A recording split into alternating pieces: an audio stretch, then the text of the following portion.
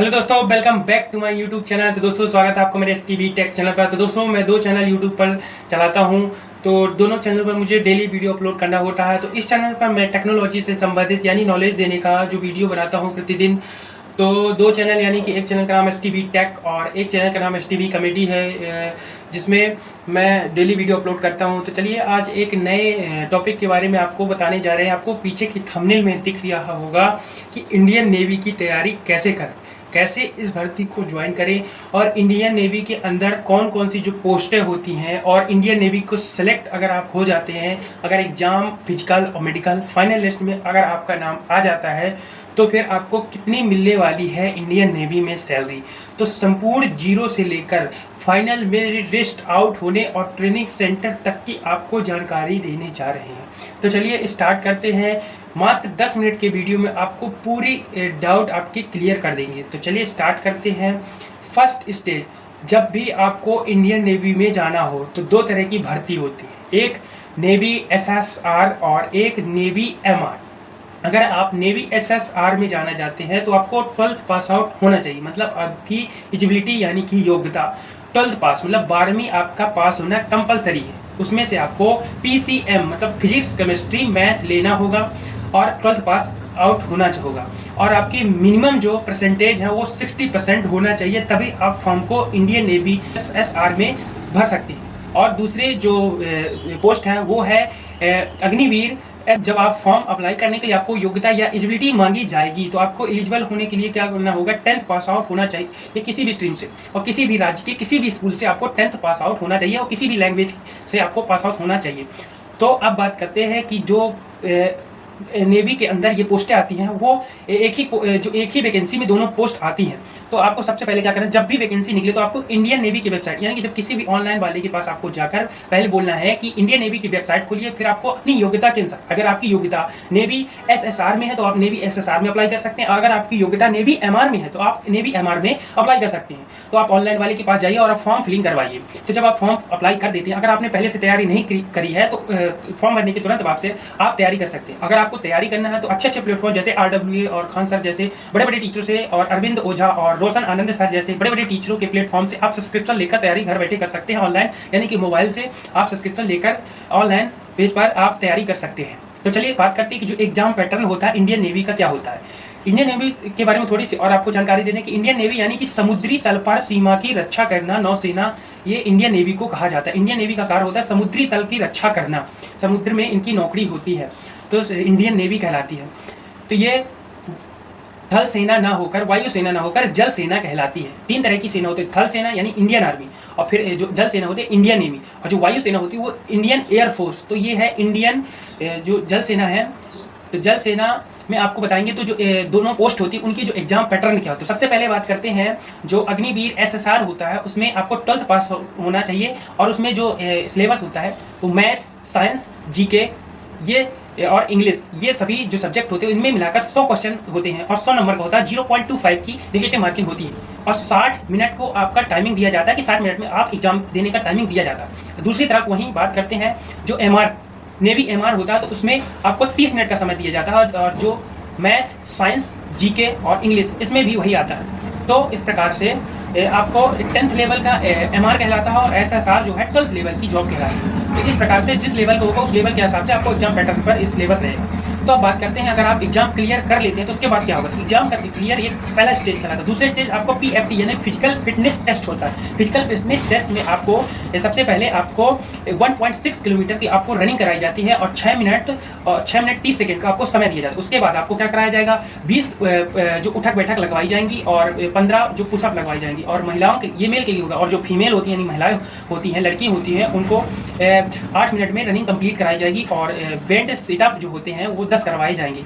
तो अगर आप ये फिजिकल फिटनेस टेस्ट पार कर लेते हैं तो इसके बाद आपको मेडिकल के लिए स्लिप दी जाएगी, मेडिकल स्लिप हाथ में पहनाई जाएगी और फिर मेडिकल के लिए आपको बुलाया जाएगा। मेडिकल में आपको कान, नाक, आंख, पैर टूटे उटे तो नहीं है, चेस्ट, हर एक चीज चेक किया जाएगा और ब्लड टेस्ट किया जाएगा, सोनोग्राफी के लिए बहुत से अंदरूनी पार्टों को चेक किया जाएगा मशीनों द्वारा। आपका ऐसे मान लीजिए जैसे कि आपका सिटी स्कैन टाइप में किया जाएगा, IMR जैसे कि मशीनों से आपका चेक किया जाएगा, पूरी बॉडी फिटनेस को चेक किया जाएगा, क्योंकि आपको समुद्री तल पर जो होते सेवा देनी होती है, इसलिए आपकी संपूर्ण बॉडी का चेकअप किया जाएगा, बहुत टफ, यानी कि जो जल सेना होती है, नौसेना, उसका बहुत टफ मेडिकल होता है। अगर इस आप मेडिकल को पार कर लेते हैं तो फिर आपको फाइनल मेरिट लिस्ट के में आपको बुलाया। फाइनल मेरिट लिस्ट के कुछ समय पहले आपको डॉक्यूमेंट्स वेरिफिकेशन कराना होगा, यानी मेडिकल के तुरंत बाद, यानी कि अगले दिन आपको डॉक्यूमेंट्स वेरिफिकेशन कराना होगा। यानी कि आपको जो इंडियन नेवी की वेबसाइट पर दिया जाएगा, शो किया जाएगा कि आपको ये डॉक्यूमेंट्स बनवा के लेना, आधार कार्ड, पैन कार्ड, जाति, आय, निवास, अनमैरिड सर्टिफिकेट, ये सब दिया जाएगा। आपको वो सब डॉक्यूमेंट्स बनवा के ले जाना और उन डॉक्यूमेंट्स का सत्यापन यानी कि वेरिफिकेशन कराना पड़ेगा। और अगर आपके डॉक्यूमेंट्स क्लियर पाए जाते हैं, सभी डॉक्यूमेंट्स सत्यापन सही तरीके से हो जाता है, तो फिर आपको फाइनल मेरिट लिस्ट के बनाकर आपको फाइनल मेरिट लिस्ट 2-3 महीने में आउट कर दी जाएगी। अगर आप उस फाइनल मेरिट लिस्ट में आपका नाम आ जाता है, फिर आपको ट्रेनिंग सेंटर के लिए 2 महीने बाद भेजा जाएगा। फिर ट्रेनिंग सेंटर 6 महीने आपको कराई जाएगी और 6 महीने के बाद ट्रेनिंग सेंटर से वापस आने के बाद आपको फाइनली वर्दी दी जाएगी।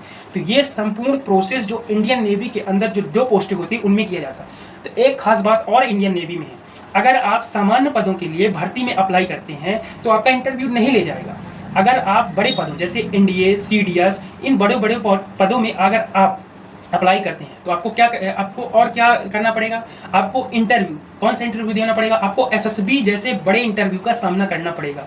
अगर आपको बड़े बड़े पद, एनडीए, सीडीएस, इन बड़े बड़े पदों में जाना है, एनडीए मतलब नेशनल डिफेंस एकेडमी में आपको जाना है, बड़े पद में जाना है, तो आपको एसएसबी जैसे खतरनाक इंटरव्यू का सामना करना पड़ेगा, तभी आप सेलेक्ट हो पाएंगे, अन्यथा आप नहीं जा पाएंगे।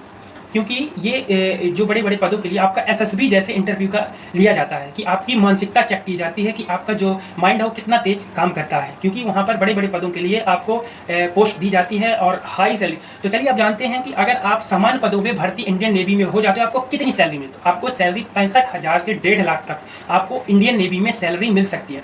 अग्निवीर है तो 4 साल, परमानेंट है तो फिर 16 साल। इसमें भी एक भर्ती होती है जो नर्सिंग की होती है, वो परमानेंट होती है, लेकिन अभी ये जो भर्ती मैंने बताई है वो अग्निवीर हो चुकी है। तो इनकी सैलरी 65,000 से 1.5 लाख तक हो सकती है, मिनिमम 65,000 और मैक्सिमम 1.5 लाख तक हो सकती है। तो चलिए अब जानते हैं कि इस पूरी प्रोसेस के बाद आपको क्या करना, इस पूरी प्रोसेस को कंप्लीट करने के बाद आपका फाइनल चयन कर लिया जाता है। तो हमने A to Z आपको जानकारी, तो चलिए एक बार फिर से रिपीट करके बताते हैं कि आपको क्या करना हो। सबसे पहले आपको तैयारी करते रहना है। फॉर्म जब भी निकले तो किसी ऑनलाइन वाले के पास, ऑनलाइन व्यक्ति वाले मतलब जो फॉर्म भरते हैं उनके पास, भैया के पास जाना है। आपको बोलना है कि इंडियन नेवी की वेबसाइट खोलिए, उस वेबसाइट पे आप मेरी योग्यता के अनुसार मेरा फॉर्म भरिए। अगर 12th पास आउट वाली जो नेवी SSR की जॉब होती है उसमें आपकी योग्यता है तो उसमें भरिए, और नेवी MR में योग्यता है यानी कि 10th पास है तो आप उसमें भरिए। यानी कि आपका अगर चॉइस नेवी में ही जाना है तो 2 में से एक, जो भी आपकी क्वालिफिकेशन है, आपकी योग्यता है, उस आधार पर आप फॉर्म मेरा भर दीजिए।